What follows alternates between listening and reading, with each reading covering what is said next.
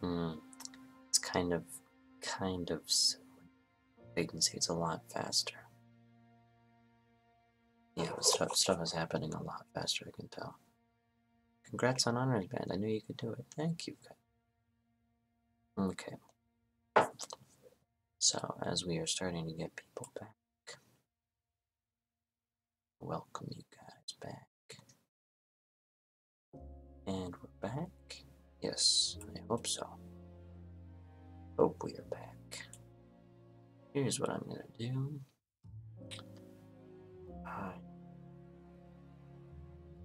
Let's play game capture. Color source.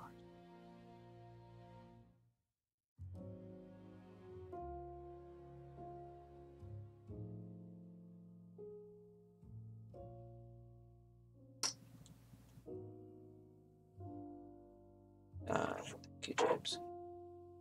Color source. Hey, we got 5 people watching. Media source. Let's do this. Let's do. Okay. Excuse me. Pictures. We'll do. Let's do a picture of my dog. Picture of her. Okay. It's gonna go over my face. Okay. Picture of Fafa. Good Fafa. Okay. Order. Move up. There we go.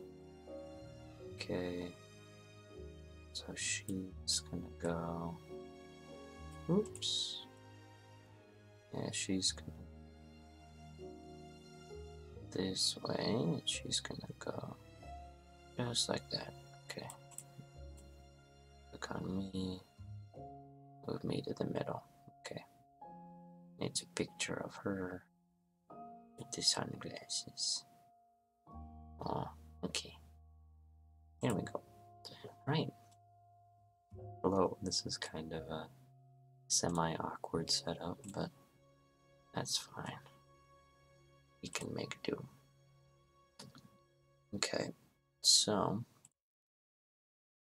if I was going to read a story, what story would you prefer? Like, what kind of story? I also need to cut my fingernails, but that's okay. Like, let's see. Okay, have this pulled up over here. It's here. Let's see. Let's do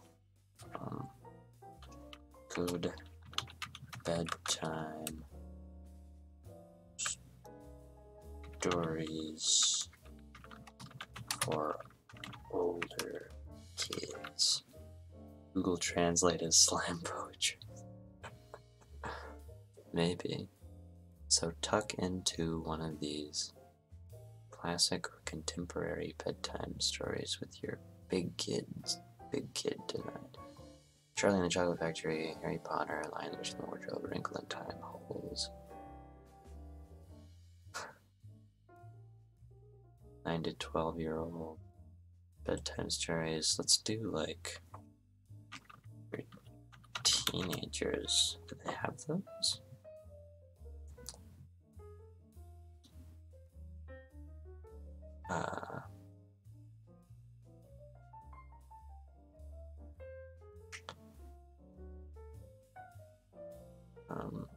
I don't know. James isn't being helpful. Just kidding, James. What if we pulled up PDF of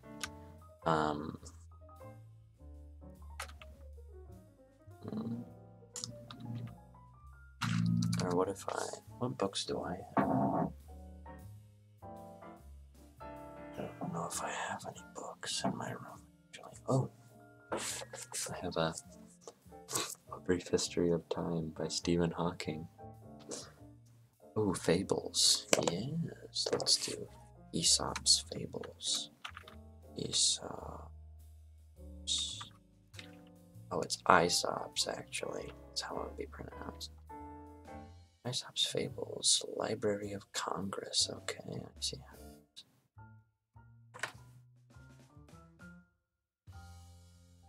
Aesop. Well, it would be Aesop in Latin, but it would be like Aesop. Oh yeah, it would be Aesop. In Old English, it would be Aesop, but nobody wants to pronounce it Aesop. That's kind of weird. Cause see,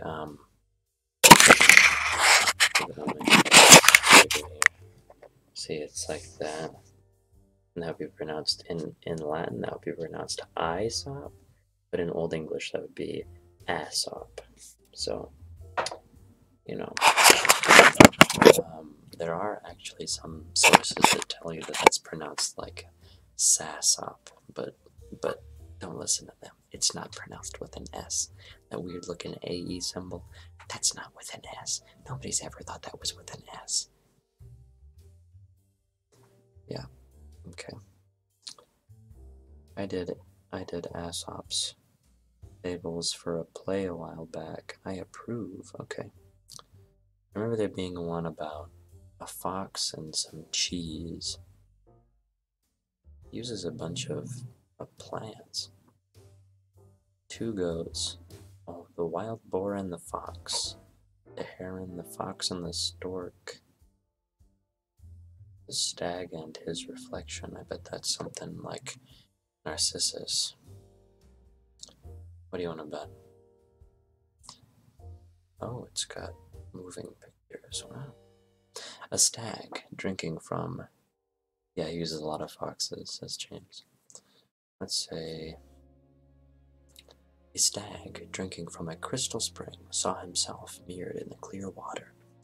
He greatly admired the graceful arc of his antlers, but he was very much ashamed of his spindling legs. Oh, so it's a story about loving yourself. How can it be, he sighed, that I should be cursed with such legs when I have so magnificent a crown? At that moment, he scented... At that moment, he scented a panther, and in an instant was bounding away through the forest. But as he ran, his wide-spreading antlers caught in the branches of the trees, and soon the panther overtook him, and the stag perceived that his legs, of which he was so ashamed, would have saved him had it not been for the useless ornaments on his head. It's a wonderful, that's a beautiful message. We often make much of the ornamental and despise the useful. That's the lesson there to be taught.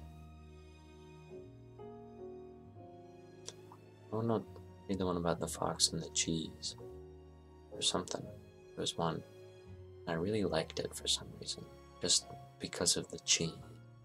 And I don't like cheese. Like, I like some cheese, like mozzarella and American cheese is okay. But I don't like cheese, normally. But I liked that story because of the cheese. It is a good lesson, James. And it had a wolf in it. No, it was a fox. It was a fox. Oh wait, the fox and the crow, I think that's what it was. Yes, he has cheese. One bright morning, as the fox was following his sharp nose through the woods in search of a bite to eat, he saw a crow on the limb of a tree overhead.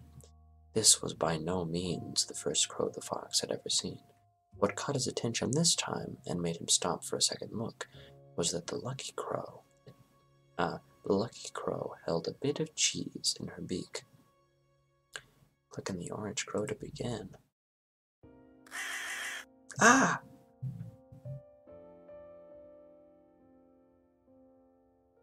Okay. No need to search any farther, thought sly Master Fox. Here is a dainty bite for my breakfast. Up he trotted to the foot of the tree in which the crow was sitting, and looked up admiringly. He cried, "Good morning, beautiful creature." The crow, her head crooked on one side, watched the fox suspiciously, but she kept her beak tightly closed on the cheese and did not return his greeting. "What a charming creature she is," said the fox. "How her feathers shine, What a beautiful form, and what splendid wings! Such a wonderful bird should have a very lovely voice, since everything else about her is so perfect. Could she sing just one song, I know I should hail her Queen of Birds." Listening to these flattering words, the crow forgot all her suspicions, and also her breakfast. She wanted very much to be called Queen of Birds, so she opened her beak wide to utter her loudest caw, and down fell the cheese straight into the fox's open mouth. "Thank you," said Master Fox sweetly, as he walked off. "Though it is cracked, you have a voice, sure enough. But where are your wits?" And the lesson to be learned is, the flatterer lives at the expense of those who will listen to him.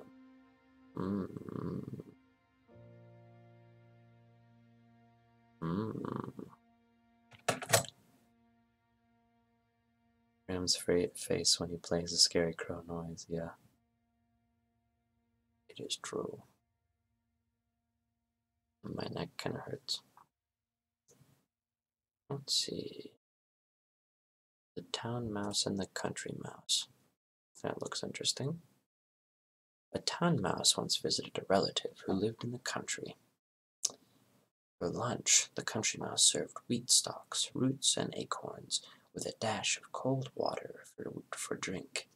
The town mouse ate very sparingly, nibbling a little of this and a little of that, and by her manner of making it very plain that she ate the simple food only to be polite. After the meal, the friends had a long talk, or rather, the town mouse talked about her life in the city, while the country mouse listened. They then went to bed in a cozy nest in the hedgerow,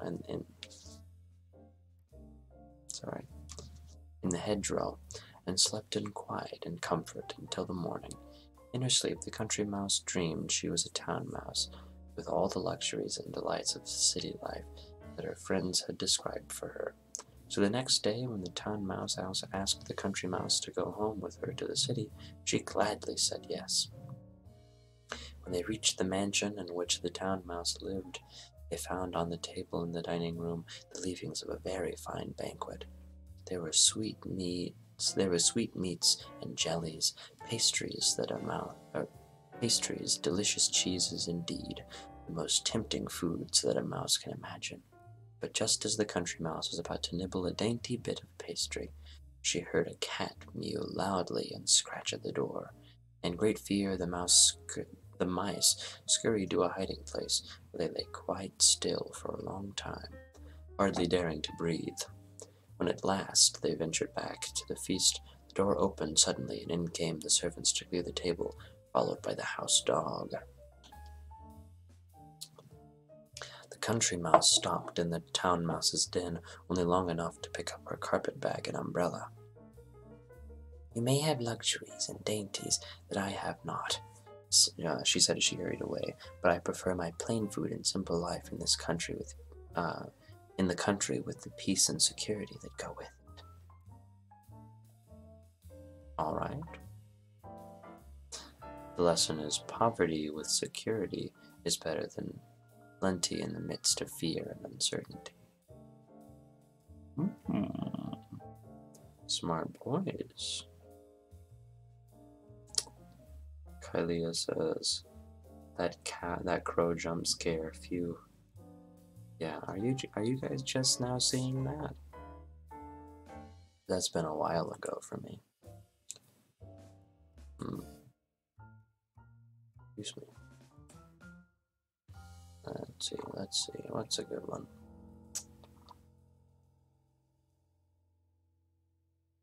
No. Says James. No, I just sent the text late. Oh, okay. Hercules and the Wagoner. That sounds interesting.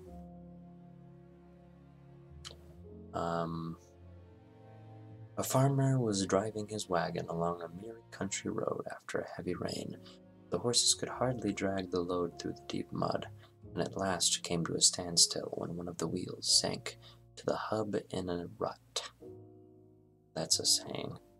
The farmer climbed down from his seat and stood beside the wagon looking at it, but without making it the least effort to get it out of the rut. All he did was to curse his bad luck and call loudly on Hercules to come to his aid. Then, it is said, Hercules really did appear, saying, "Put your shoulder to the wheel, man, and urge on your horses. Do you think you can move the wagon by simply looking at it and whining about it? Hercules will not help unless you make some effort to help yourself." And when the farmer put his shoulder to the wheel and urged on the horses, the wagon moved very readily, and soon the farmer was riding along in great content and with a good lesson learned. Self-help is the best help. And there's a second lesson. Heaven helps those who help themselves. Yes. It's like what Mr. McFarland always says, the magic in the theater doesn't work unless the theater wants the magic in it. Whatever he said. Belling the cat. The mice once called a meeting to decide on a plan to free themselves of their enemy, the cat. At least they wished to find some way of knowing when she was coming, so they might have time to run away. Indeed, something had to be done, for they lived in such constant fear of her claws that they hardly dared stir from their dens by day or night. Many plans were discussed, but none of them was thought good enough. At last, a very young mouse got up and said, "I have a plan that seems very simple, but I know it will be successful. All we have to do is hang a bell around the cat's neck. When we hear the bell ringing, we will know immediately that our enemy is coming." All the mice were much surprised. They had not thought of such a plan before, but in the midst of their rejoicing over their good fortune, an old mouse arose and said, "I will say that the plan of the young mouse is very good, but let me ask one question. Who will bell the cat?" Excuse me. It is one thing to say that something should be done, but quite a different matter to do it. Yes, Mr. Aesop.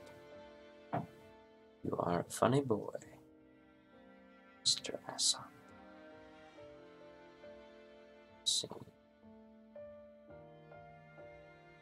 Let's see. What's the very last one called? The Fighting Cocks and the Eagle. Ooh, the Ass and the Lion's Skin.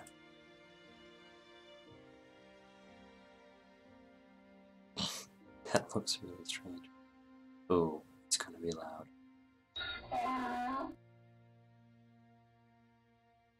Okay. It is in fact an ass in a lion's skin. In the lion's skin. And it's the ass in the lion's skin. Oh, but then the first sentence says an ass, so. An ass found a lion's skin left in the forest by a hunter. He dressed himself in it, and amused himself by hiding in a thicket and rushing out suddenly at the animals who passed that way. All took to their heels the moment they saw him. The ass was so pleased to see the animals running away from him, just as he were the king lion himself, that he could not keep from expressing his delight by a loud, harsh bray. A fox, who ran with the rest, stopped short as he heard the voice. Approaching the ass, he said with a laugh, "If you had kept your mouth shut, you might have frightened me too, but you gave yourself away with that silly bray." That rhymed. A fool may deceive by his dress and appearance, but his words will soon show what he really is. Yep. What a wise man, Mr. Aesop.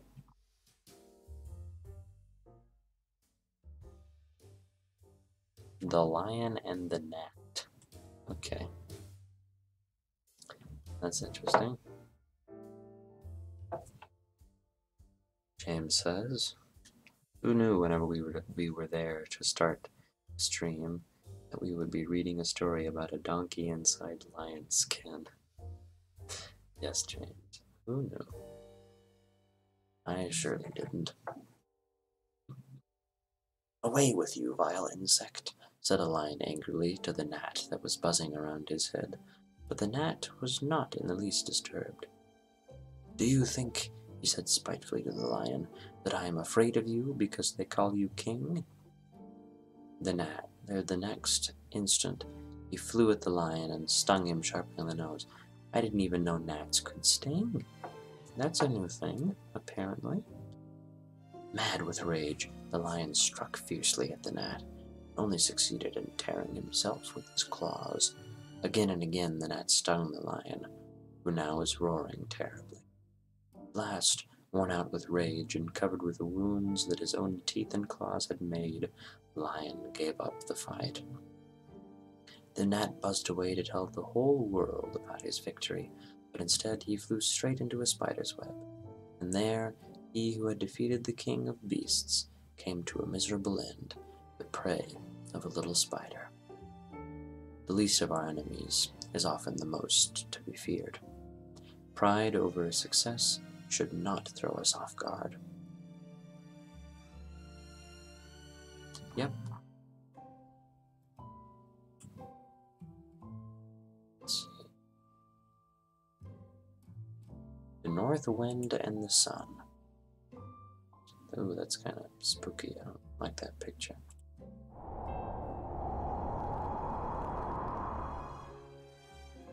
And that is what North Wind sounds like. Gnats can sting? Yeah, that's what I'm saying. Gnats can sting. My lips are huge. The North Wind and the Sun had a quarrel about which of them was the stronger. While they were disputing, with much heat and bluster, a traveler passed along the road, wrapped in a cloak. Let us argue, said the Sun, that he is the stronger who can strip the traveler of his cloak. Very well, growled the North Wind, and at once sent a cold, howling blast against the traveler. With the first gust, I'm gonna guess how this story ends. Wait, okay, so just so you know, I've never read this story before, and I'm not looking at it right now. Look, I'm not even looking at the story, I'm looking at you. Okay. So I'm gonna guess how the story ends. So, I bet you that the wind's gonna try to blow at him to get him to get the cloak off him, but that's only gonna make him hold it harder because he's trying to protect himself from the wind. But then when the sun has his turn, the sun is gonna make it super hot so that he has to pull off his cloak. And so then the moral of the story is gonna be something like, I don't know, like be careful who you make pets with. I don't know. Okay, anyway. Let's see if I might. Okay. Very well, growled the North Wind. At once sent a cold, howling blast against the traveler. With the first gust of wind, the ends of the cloak whipped about the traveler's body. He immediately wrapped it closely around him, and the harder the wind blew, the tighter he held it to him.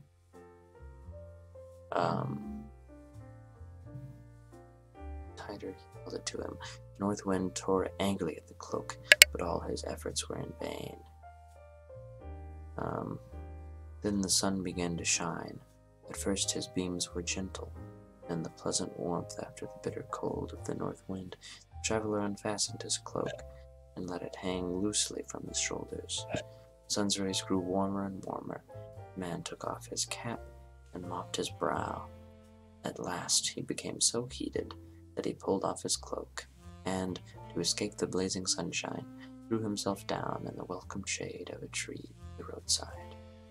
Gentleness and kind persuasion win where force and bluster fail. Smart boy. So I was right about everything but the moral of the story.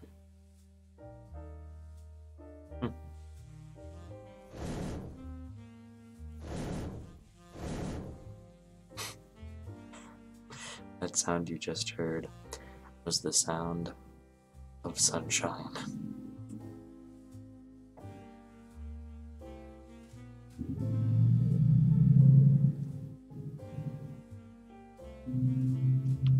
I didn't even know mats could sting. That's a new thing apparently. Graham finally does mean mats. Oh, Graham got it, man. I need you to get the numbers for the next lottery tickets. Yes. Also, it's spelled G-N-A-T, James. There's a silent G at the beginning.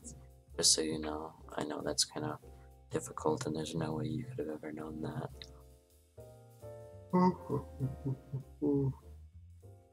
The oak and the reeds. Ooh, we get to see the wind again. A giant oak stood near a brook, which grew some slender reeds. Oh, near a brook in which grew some slender reeds. When the wind blew, the great oak stood proudly upright with its 100 arms uplifted to the sky. But the reeds bowed low in the wind and sang a sad and mournful song. You have reason to complain, said the oak. The slightest breeze that ruffles the surface of the water makes you bow your heads, while I, the mighty oak, stand upright and firm before the howling tempest. Do not worry about us, replied the reeds. The winds do not harm us. We bow before them, and so we do not break. You, in all your pride and strength, have so far resisted their blows, but the end is coming. As the reeds spoke, a great hurricane rushed out of the north. The oak stood proudly and fought against the storm, while the yielding reeds bowed low. The wind redoubled in fury, and all at once the great tree fell, torn up by the roots, and lay among the pitying weeds. It is better to yield when it is folly to resist. When it is folly to resist than to resist stubbornly and be destroyed. Yes, presented by the Library of Congress. Thank you, Library of Congress. Aren't you great?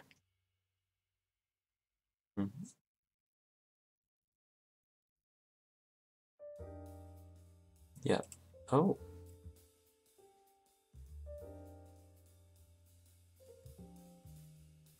Let's see. Is that the very last story?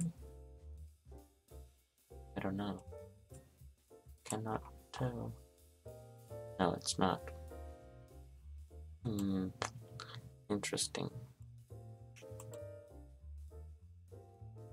Excuse me.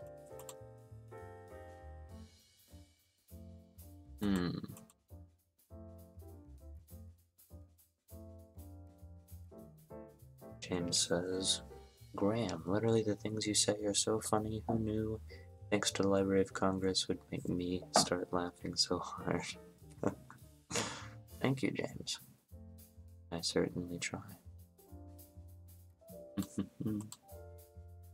Let's see.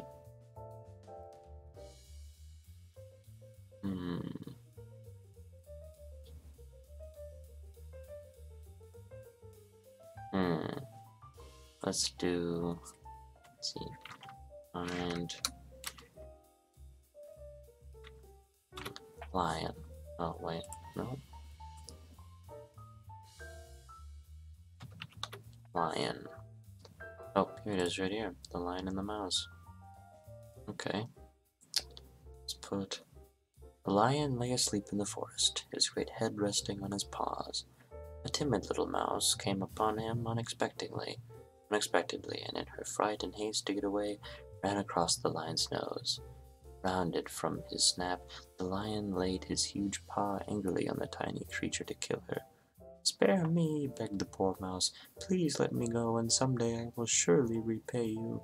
The lion was much amused to think that a mouse could ever help him, but he was generous and finally let the mouse go. Some days later, while stalking his prey in the forest, the lion was caught in the toils of a hunter's net. Unable to free himself, he filled the forest with his angry roaring. The mouse knew the voice and quickly found the lion struggling in the net.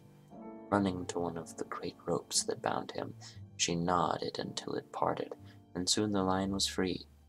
"You laughed when I said I would repay you," said the mouse. "Now you see that even a mouse can help a lion." A kindness is never wasted, is the moral of that story, I guess. I mean, I kind of see a better moral, which is like to not underestimate people, but that's okay. A lot of these have multiple morals, I guess. So yeah. Let's see. There's a bunch of animated Aesop's fables. They look so strange. Okay, let's see how many of each animal there are. So frogs. I think it's whenever you take out the messages tomorrow. What? I don't know. How many times does it say frog? 6. So there are 6 fables with frog. Wait, let's make sure. 1, 2, 3, 4, 5, 6. Yes. All about ox. 23. Oh wait, no. 2. There are 2 fables with ox. All about cat. 1, 2, 3, 4, 5, 6, 7 with cat.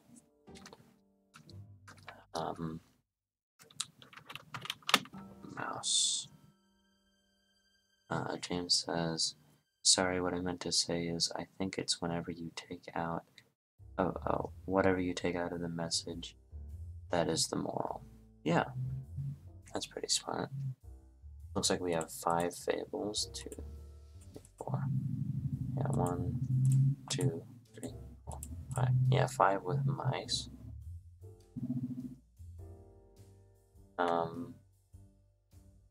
Okay, let's do fox. How many with fox? 1, 2, 3, 4, 5, 6, 7, 8, 9, 10, 11, 12, 13, 14, 15, 16, 17, 18, 19, 20, 21. 21 fables with a fox. About wolf. 1, 2, 4, 5, 6, 7, 11, 12, 13, 14, 15, 16, 17, 18. Ooh, the animals and the plague. I want to see this. Okay. Once upon a time, a severe plague raged among the animals. Many died, and those who lived were so ill that they cared for neither food nor drink and dragged themselves about listlessly. That's a good word. What does that mean? Listless. Lacking energy or enthusiasm. That's cool. Huh. No longer could a fat young hen tempt Master Fox to dinner, or a tender lamb rouse greedy Sir Wolf's appetite. At last the lion decided to call a council. When all the animals were gathered together, he arose and said, "Dear friends, I believe the gods have sent this plague upon us as a punishment for our sins. Therefore, the most guilty of us must be offered in sacrifice. Perhaps we may thus obtain forgiveness and cure for all. I will confess all my sins first. I admit that I have been very greedy and have devoured many sheep. They had done me no harm. I've eaten goats and bulls and stags. To tell the truth, I even ate up a shepherd now and then. Wow. Now if I am the most guilty, I am ready to be sacrificed. But I think it best that each one confess his sins as I have done. Then we can decide in all justice who is the most guilty." The word you just looked up is the feeling you felt when Alex was talking. Yes. Funny boy. Yeah. I mean, I feel really bad for doing that to Alex. Because he's really, really proud of his game that he's made. And it's really a good game. Like, I really recommend it. But it just went on and on and on. And on and on and on and on and on and on. And on and on and on for like 30 minutes. And I didn't even do anything for 30 minutes, and it was 30 minutes of him talking. So if you're watching, Alex, which you might be, then I'm very sorry to have made fun of you and done all of that. I shouldn't. It's not very nice of me.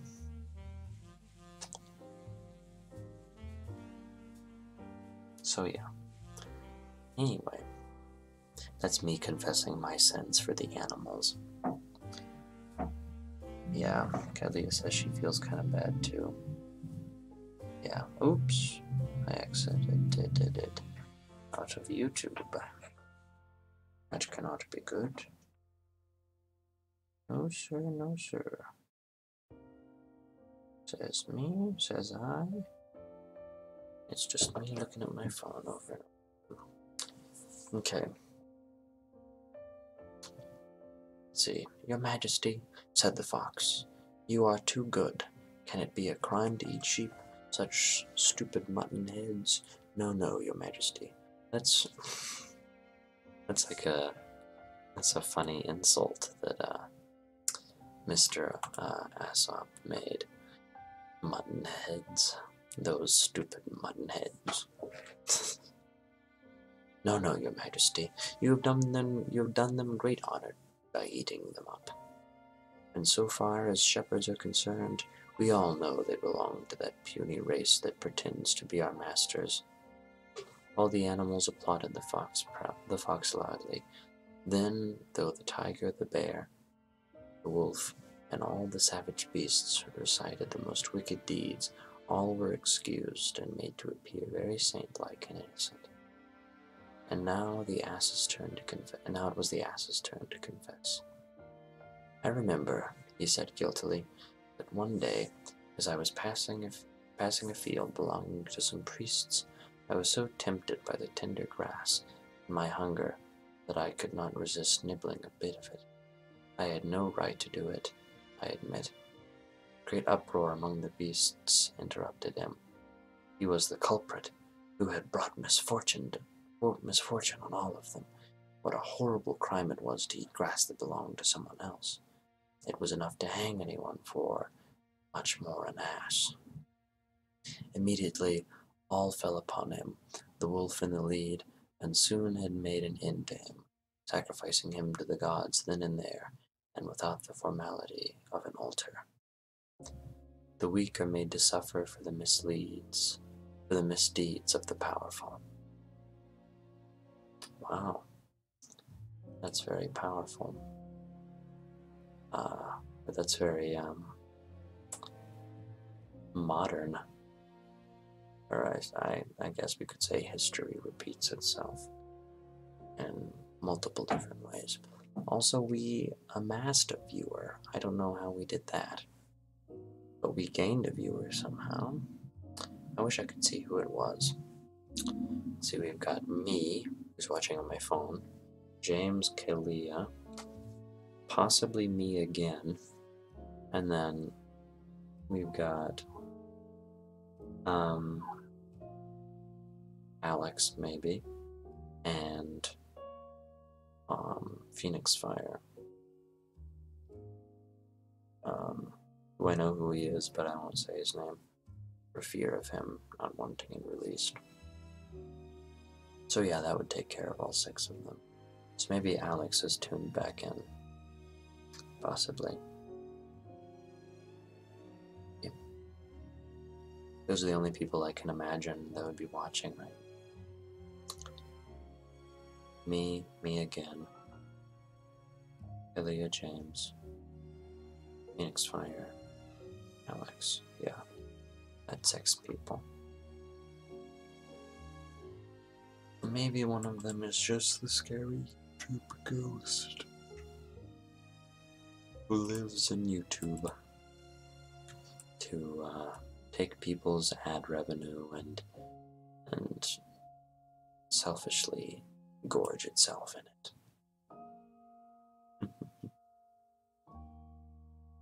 Let's see. The ant and the dove.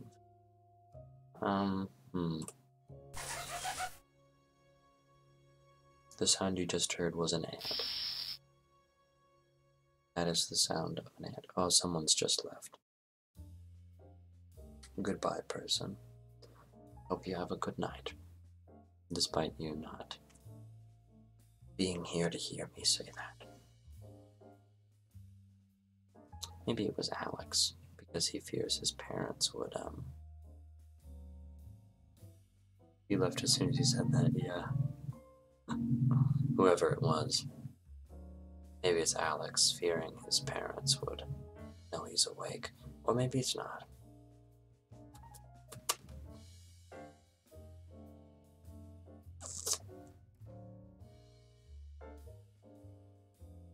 I kind of want some different music, but this is royalty free, so. And I like it to be jazz.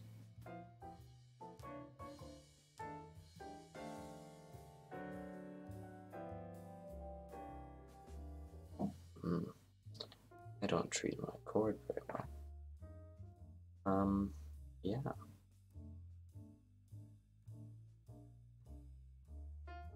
I'm kind of bored with the stories. Sorry to say. Yeah, and it is getting kind of late.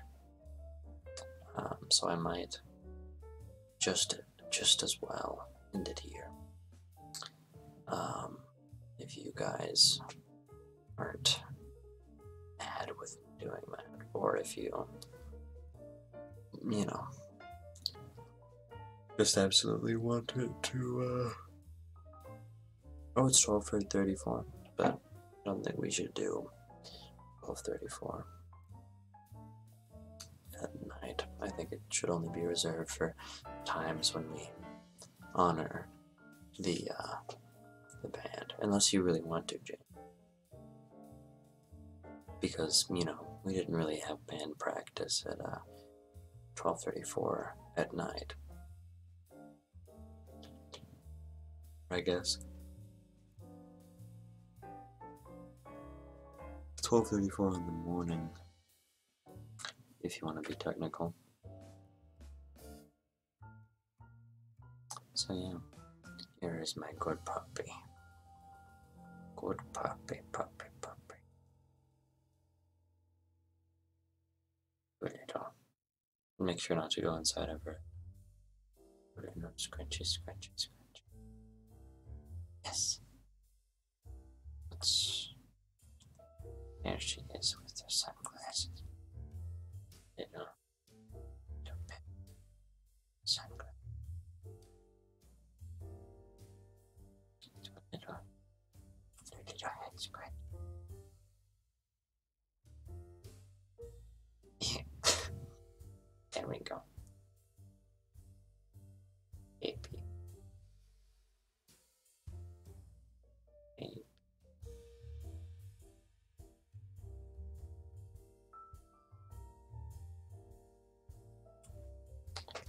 James says, it's the director from Epic again. You're Mr. Myers and you like Chad. Milking the camels. Oh, yeah, epic proportions. Yeah, like, good camels.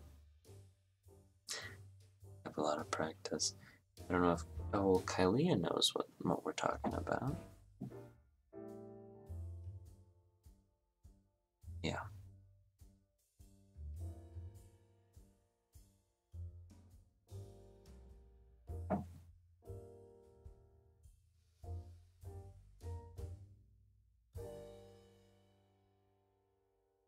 Anyway, it's becoming kind of boring again. So, I think I'm gonna fidget spinner my way out of here. hit the heat on them haters.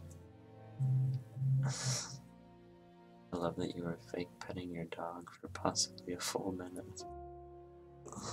Thank you, Kylie. Yeah.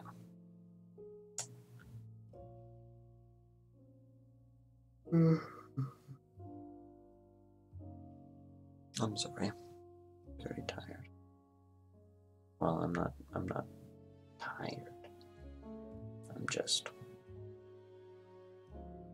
yawning. Here's a good idea. I've got an idea. Oh,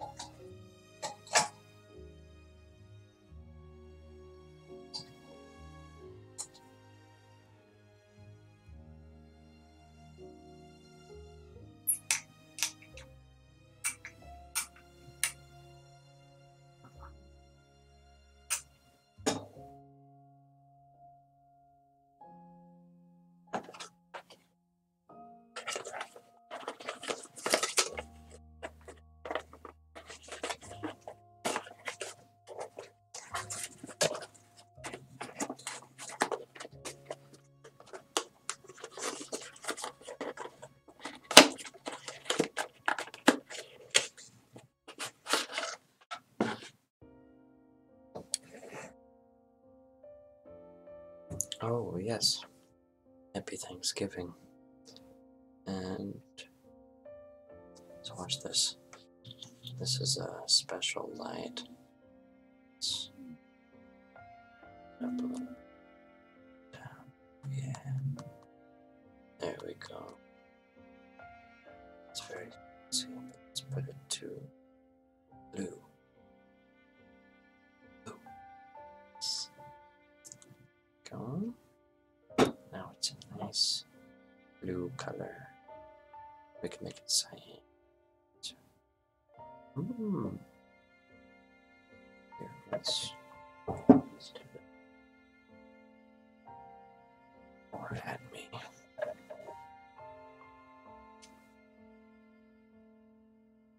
And let's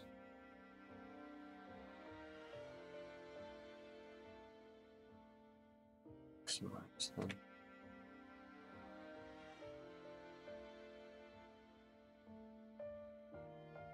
And then turn down the brightness of the computer to 10%.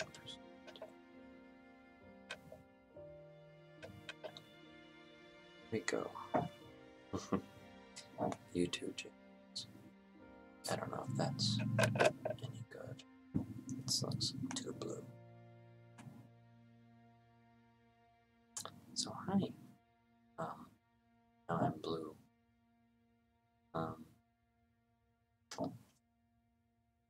Yeah, we can do kind of a. Ooh. Oh my god. Look heck in red. Hold on. See what I look like on my phone. Okay. Let's see. In red. Hold on. Oh, now I look blue. Let's see. That's a little better. What if I just do white?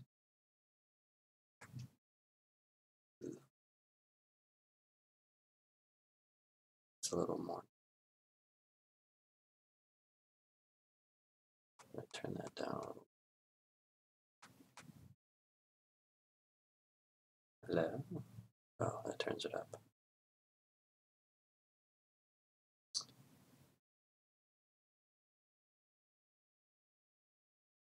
What if we do blue again? There we go. So now it's kind of darkened down a little.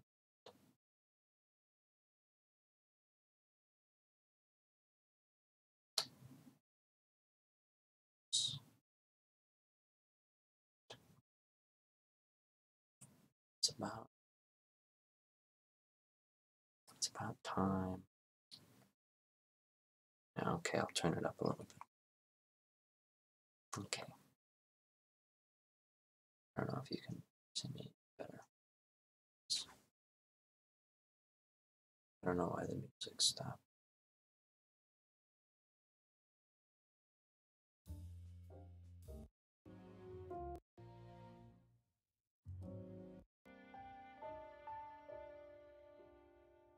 Okay, let's do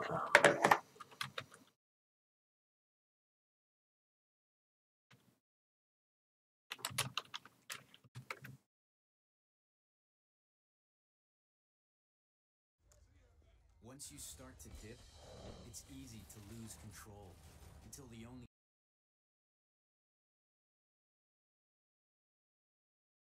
here we go.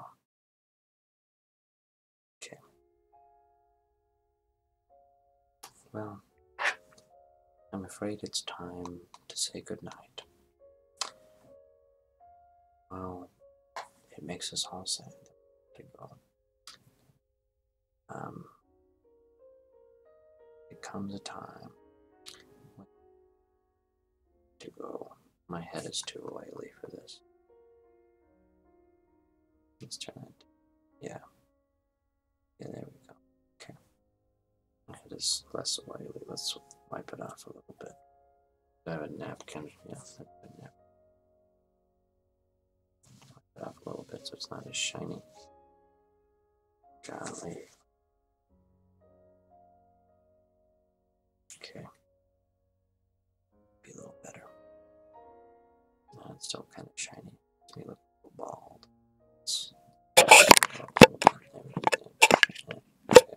Okay. So, it's time for us to go. And enjoyed my time with you. But, it's Thanksgiving Eve. Or, well, it's actually Thanksgiving. It's about 12:44. So, I hope you all have the most bestest of nights, as James would say, as I would say. And hope you have a wonderful sleep. And all your wonderful kids. I hope that thankful for many things tomorrow, and that one of those things is your family and your friends. Hope that everything goes well and you know there's not any family fights or anything. Let me turn this down. It's getting into the yellow. Okay. Yellow's not good for sleeping. I might also turn the piano down. Go. Turn my voice down a little more so you're more soothed and ready for a good day tomorrow. And as you drift to sleep, I hope that your family is nice to you, that there's no conflict or anything. And I hope that you can keep a clear head through all of the political debates that are bound to happen.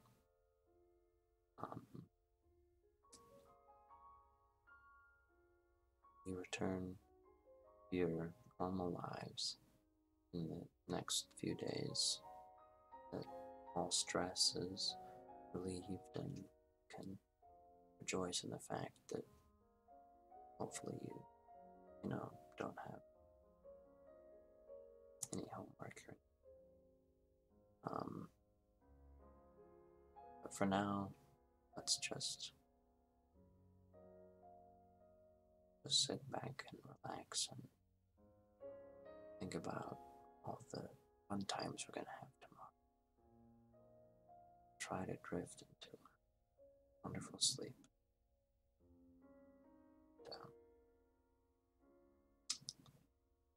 Yeah. So, what's happening? Turning towards the blue light.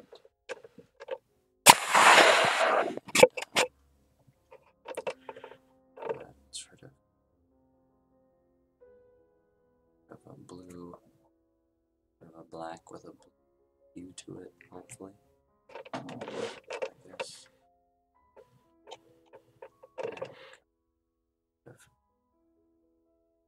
Almost. Yeah. Okay.